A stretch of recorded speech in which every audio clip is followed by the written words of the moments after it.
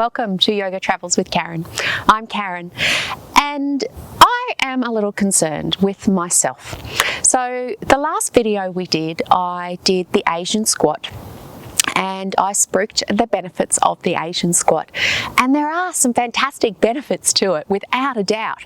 But what I mentioned was some research that was done back in 2014 that looked at the sitting to standing test to see what your longevity would be. Well, not quite. Basically what it said that is if you score higher, so basically you can sit down and then you can stand up without using your hands or knees, then you will live longer, most likely, than someone who perhaps can't do that and needs to use their hands and knees more to get themselves to a standing position. And the reason being is that you use all sorts of muscles, of course, in order to do that. Flexibility, strength, and also the mobility, so the movement in your joints and in your body. What I would love you to do is stop this video and have a look in the description and click on the link to a 3-minute video about that study that I've just mentioned, and then come back and join me.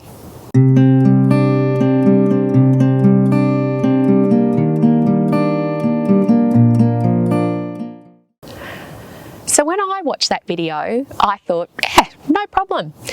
You can see that people are struggling to get up. Other people could get up quite easily.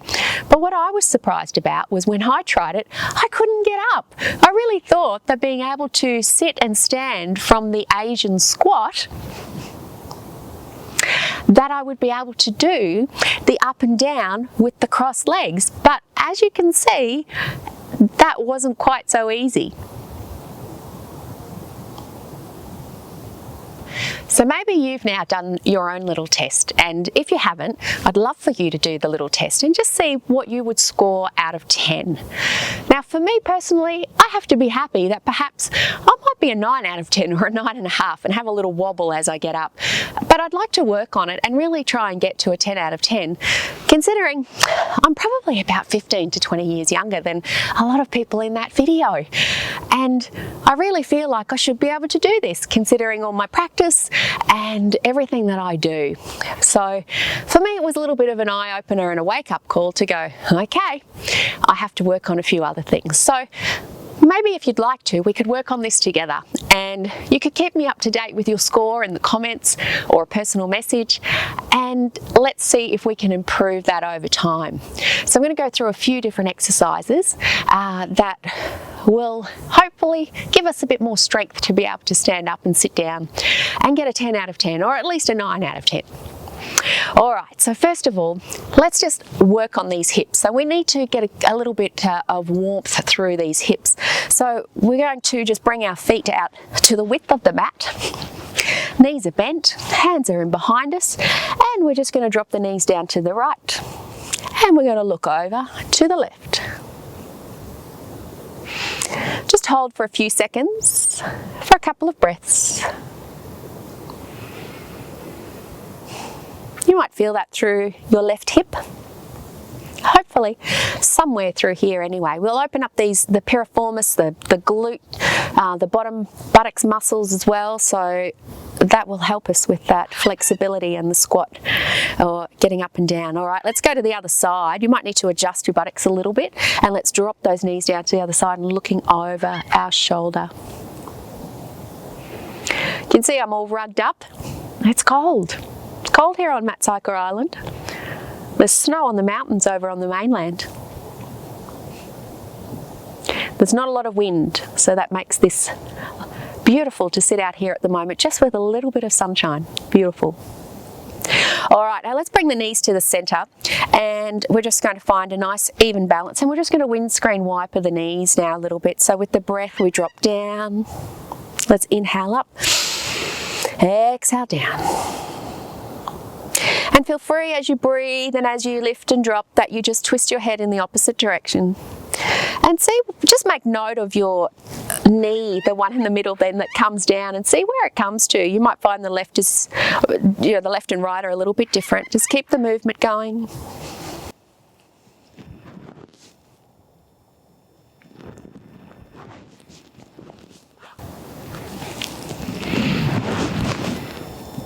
Good. Let's do one more on either side. Yeah, the currawongs in the background having a little chat. They like to check up on us. What we're going to do now is come into sort of some right angles, I guess, with our legs. So you can maybe line up your right shin with the edge of the mat. You'll see a right angle in the knee. And then having a look at the front leg. Again, the left thigh now is going to be in line with the mat, and the shin then right angles with the knee there. So what we're going to do is, you might find this quite uncomfortable because we're opening up the hips here, okay, especially that right hip now, and you might find that you're lifting up a little bit. Just try and lean forward a touch, and maybe just bringing the hands down and try and bring that right hip down a little. Okay, so we're trying to bring the chest down towards that front leg. Just see how you go. Just a little, slight little, I wouldn't say bounce, but just a slight little movement. So we're just encouraging the muscle, all of the muscles and the joints and the ligaments, everything to relax a little, and using that breath. Okay, so as you inhale, you can come up, exhale, relax into the pose a little bit further, up and down. You might feel a stretch now through the left hip.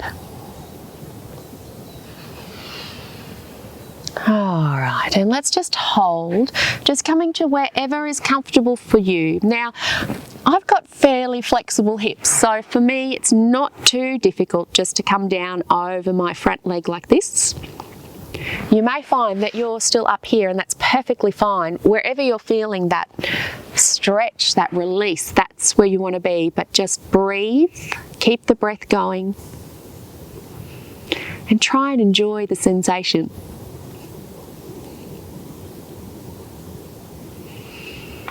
Two more breaths. Good, and coming up on the hands. Now, just looking at my right foot, I'm going to lift it up. I'm going to flex the foot, and I'm going to lift it up. Now, you might find that you can't do this, but it depends on the flexibility in here through your hips and your abductors and adductors here. So we're really working on the outside here. So maybe just help it up to start with, just to get the sensation of what it's like to actually lift up that foot. But if you can do it, just looking forward, and just a few times, maybe 5, lift and down, up and down. You can feel that along this side of our thigh, which is going to help us with coming down in a squat or into our cross-legged position to come down onto our bottom, hands free. All right, this time we're going to lift it up, and we're just going to hold it. Just hold, hold, hold. 3, 2, 1. You might have a little cramping, and relax. Good. All right, let's come on to the other side now. So let's line up our shin and our thigh with the sides of the mat, so creating a couple of right angles in our legs. And first of all, hands coming forward, and again, you might feel a little bit different on this side than the other side. Try and keep your back reasonably straight, and let's just come down and up, down and up, using the breath. So we exhale, we come down. So we inhale, we come up. It's just light movement.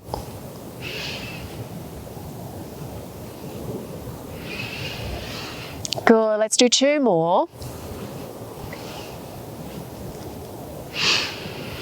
And let's come down and hold. And again, find your arms, find what's comfortable for you. Maybe you can come down on your elbows on this side, maybe not.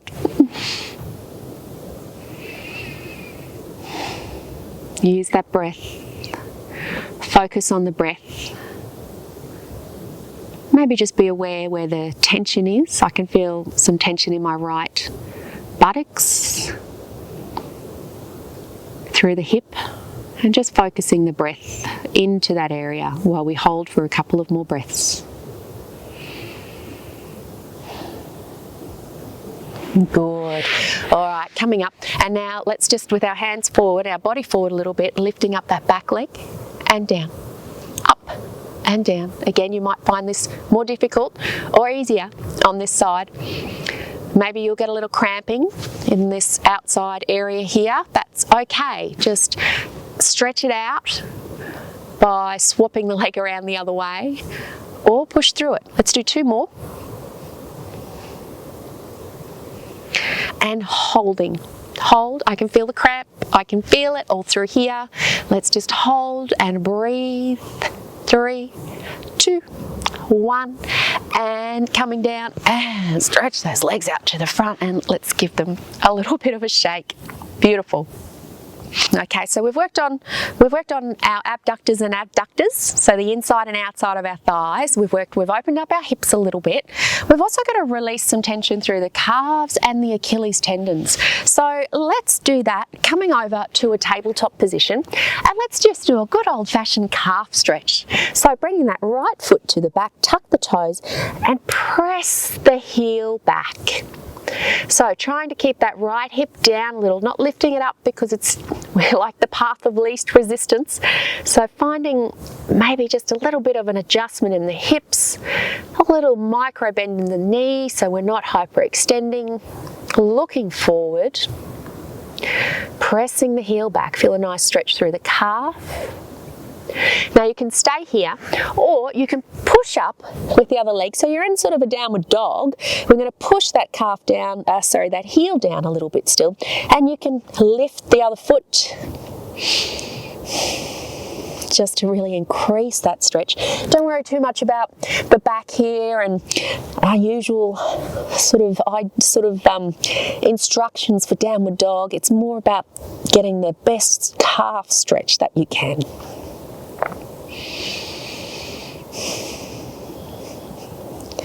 Good, and coming down, untuck the toes, flatten them out, give them a little bit of a tap. Good, and now tabletop again, and this time a left foot back, straightening through that leg. Nice straight leg with a little micro bend. Left hip coming down a touch. Maybe you can feel an increase then in that calf stretch. Really pushing that heel back, keeping the gaze forward so we're not rounding through the back. Remember to keep those hips nice and square. Good, and either staying here or coming up into our downward dog variation. So left heel's coming down. You can lift that right foot if you like. Again, don't worry too much about the chest coming back. Looking between the hands, finding that calf stretch.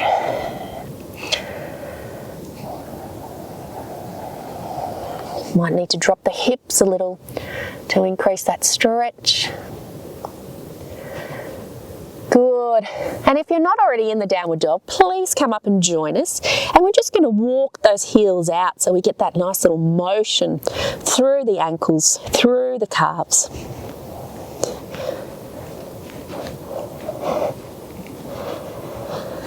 Good. All right, let's come up onto the toes and just bending the knees and dropping them down a little bit.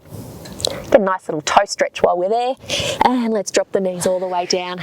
Coming up into our high lunge, we're going to bring our right foot forward. Normally I would give you all the instructions about bringing your ankle under your knee, all of that kind of thing. We're not going to do that for this one because we want to get some different movement through our joints here. So I want you to bring your foot back a little.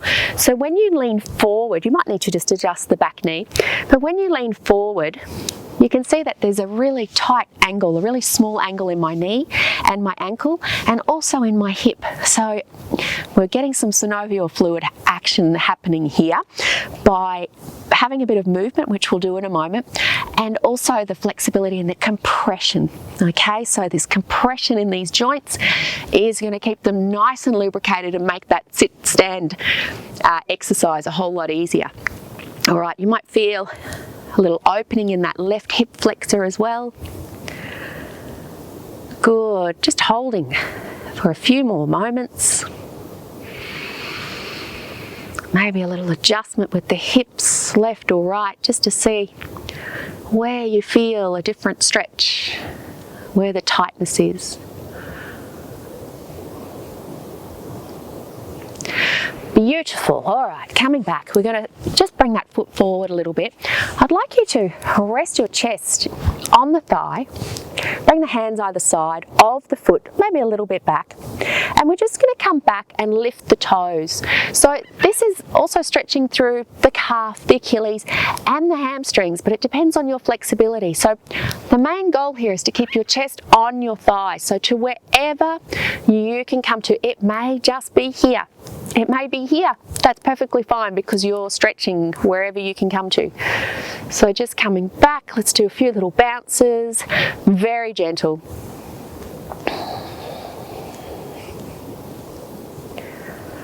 Keeping those toes up so we're encouraging that calf and Achilles stretch. Perhaps you can feel it in this part of your hamstring where it attaches to underneath the knee here, or maybe a bit further up through the glutes, the piriformis. Let's do 2 more. And hold to wherever you can come to, and just close your eyes and breathe. Focus on the breath, focus on as you inhale, that you release out of the movement, the stretch a little bit, and as you exhale, relax, allow the air, allow your oxygen just to go all the way through the body, through the legs, to release and relax. 2 more breaths.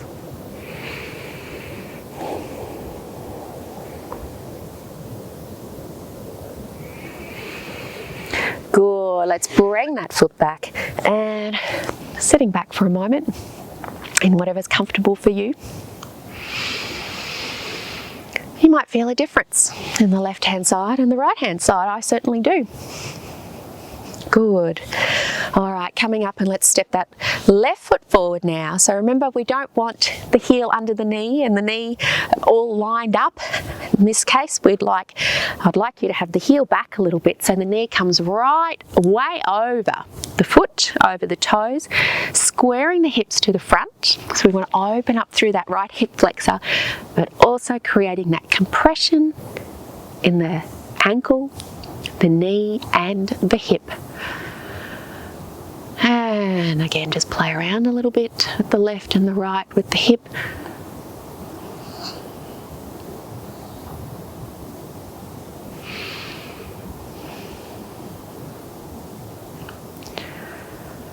Use the breath. Enjoy the stretch. It might feel a little bit uncomfortable as you're doing it, but hopefully you feel the benefits afterwards. 2 more breaths.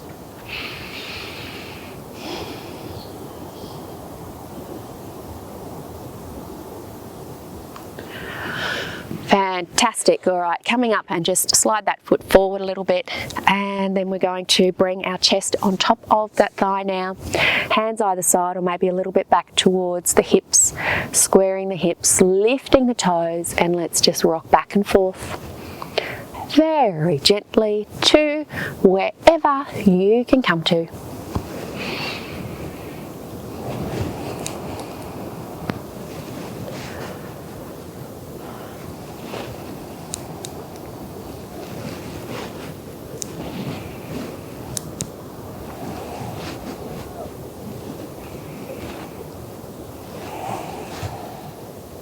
Two more.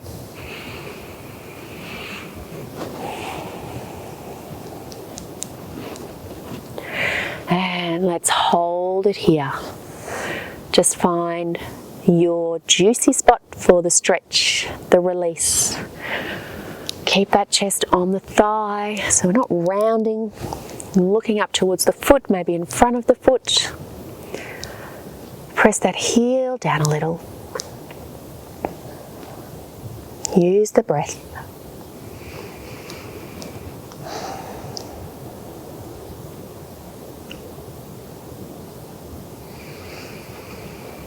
Two more nice slow breaths.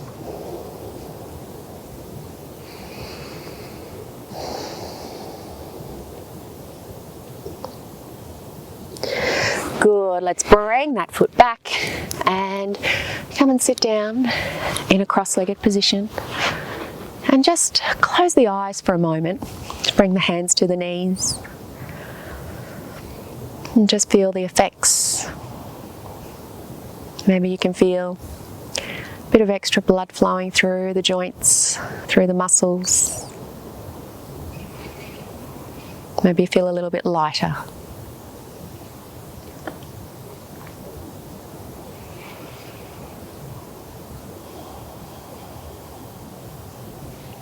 So what I'd love for you to do is try again and see if you can now sit and stand. Or maybe it hasn't changed a bit, but that's okay, because the more you do these exercises, the more you're going to strengthen, mobilize, and compress those joints and getting all of everything nice and flexible and strong so you can do this. But don't despair, all right? So if you can't get up, not using your hands and your knees, please try just a few of these others in the interim. So you can use a knee, or you might need to use a hand and a knee. Just try whatever you can, and each time you sit and stand, maybe try and use less, okay? So maybe if it's just a few fingertips for a little bit of flex or a little bit of balance, and then just reduce and just be conscious of the motion of sitting and standing. So the more you do it, even just practicing the sitting and standing, the better you're going to get at it. So keep a mental note of your score, or maybe jot it down somewhere, and maybe practice this a few times a week for the next month or so, and retest yourself and see how you go. Every little bit helps to keep our bodies nice and supple, strong, mobile, and that'll help us live a nice, comfortable life as we get older. So thank you for joining me. Namaste, and we will see you next time. Let me know how you go. I'd love to hear.